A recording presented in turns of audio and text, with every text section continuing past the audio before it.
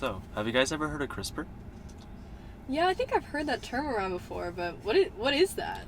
CRISPR is this gene editing technique that's been developed in the past decade or so that allows for precise editing of the genome. So, if you want to change an adenine to a thymine in your genetic sequence, you can go into that specific location and change it, just like that.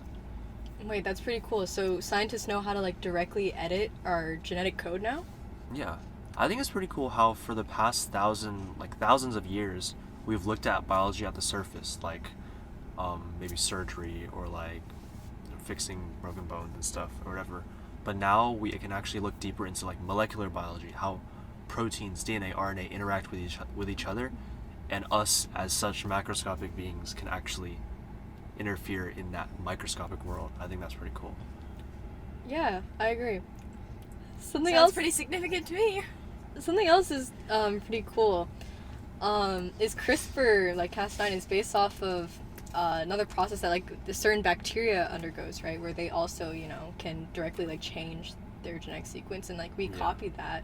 Specifically, it was bacteria evolved this technique to fight off bacteriophages and to excise because the bacteriophages try to inject their DNA sequence, integrate it into the bacterial genome, and the bacteria are nope, let me cut that out, and then we just took that from them.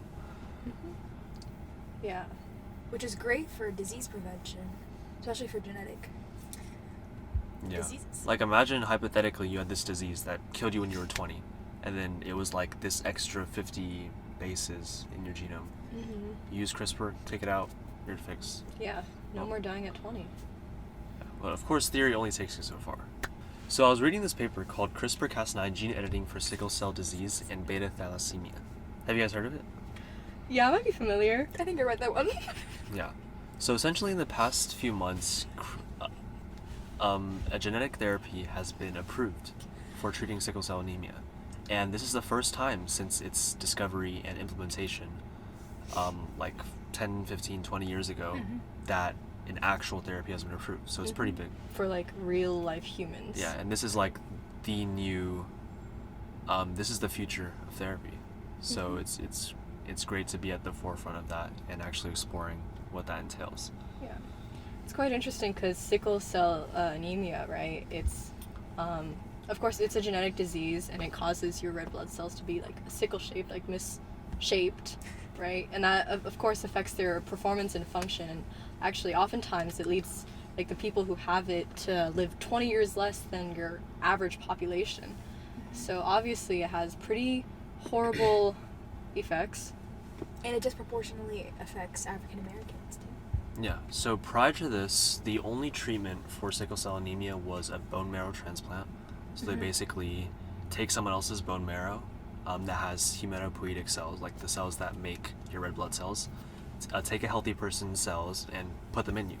But again, as we know with transplantations between people, there's questions about compatibility, reliability, and overall safety. Maybe a few years down the road, your body will reject it or run out or something. But this approach essentially uses your own body cells. So essentially, you extract in this paper's case, you extract your CD34 positive hematopoietic cells. You use your CRISPR magic and you change the gene to be normal, and you put it back in yourself, so you don't have to deal with all those issues with transplantation. Yeah, instead of relying on someone else's cells, you're basically just fixing your own, and that's pretty incredible, right? If we look at the data that they have, and they perform these on fetal hemoglobin, right? Oh yeah, but for a little background, in this study they wanted to restore fetal hemoglobin because as a child we actually have a different form of hemoglobin, the fetal hemoglobin, that has greater oxygen carrying capacity and other enhanced functions. So they basically aim to restore that. Yeah, so in basically all of their patients that they worked with, they measured after each month, after they got the fixed cells or whatever injected into them, they saw great increases in their hemoglobin, the good ones. Yeah. And F cells. Yeah, so Oxygen carrying. as we can see in the second figure, figure B, essentially, how many months? Like 9 to 18 months after the infusion, your patient was 100% of the patient's red blood cells were expressing this fetal hemoglobin, which is incredible. Yeah. I mean, think of all the things like people could fix with CRISPR, right? This is just the first step. And Yeah. abuses of it. This kind of makes me think, like, if we can just fix it that easily, what about other inherited disorders like Huntington's disease? And we could just, I don't know, take their neural stem cells out and, you know, do our magic on it and put it back in. Like, do we think that's, like, what's the timeline on that? When do you think they'll figure it out? Probably in the next century. Okay, I say it's gonna take long because okay, first you have to find, do they know where exactly in their genome that the problematic genes are? Because, okay, you need to figure out that. You have to test it on, well, I guess they're on rats that have Huntington's disease. But I know that the process to get, theory to practical application is very long. That can take, decades, especially with something as radical as this. And then they have to do trials, and long-term effects have to be studied, and I think really it is going to be a greater span. Yeah, I don't know, like, as a parallel, like, a drug discovery pipeline for, like, a cancer-treating drug will take years and years and millions of dollars through clinical trials and, like, preliminary investigations and stuff. Yeah, and this But, is, yeah. Oh, you go I ahead. was going to say, Huntington specifically, I mean, the lifespan for that is, 35, 40? Because you're... Yeah. Yeah. Well, neurological deteriorating. function, right? deteriorates very rapidly, and then, you just stop functioning. And also, sorry, back to like the drug metaphor, right?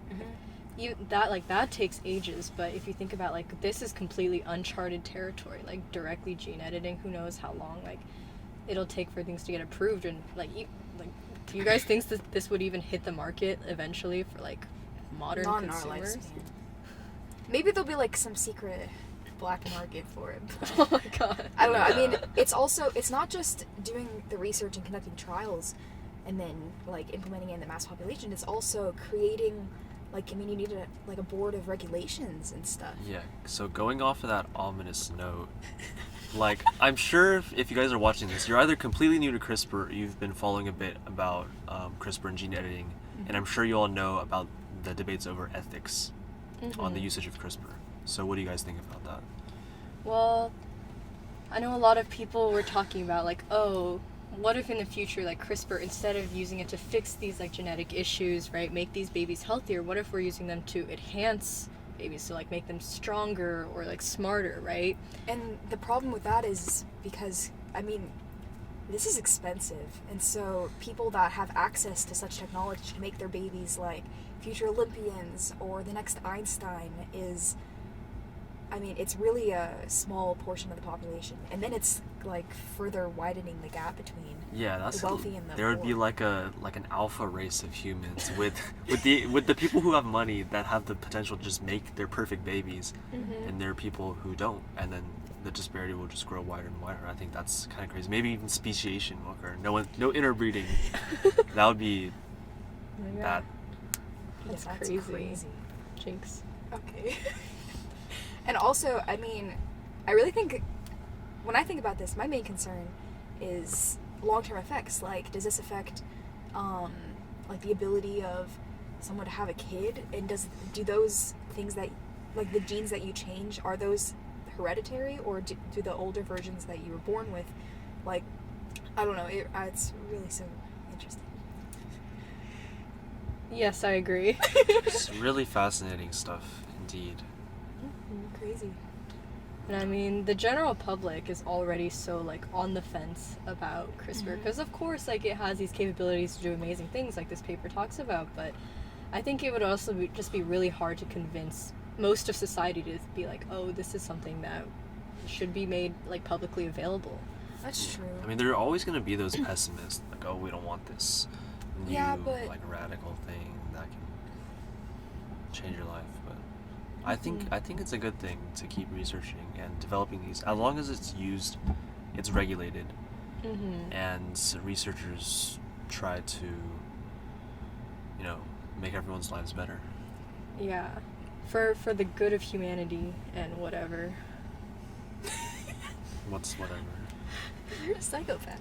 For the good of humanity and yeah. Why is there an and? Just the good For of the good of humanity, okay. Okay. Yeah. I don't know, I'm excited. Okay. Sounds good. Would you let your baby get CRISPR? Comment down below. Do you think, like, in the future, like, let's say that there's some babies that are CRISPR'd and some aren't, and you're like, that's a crisp. You don't wanna be friends with that one. You're not cool. That's.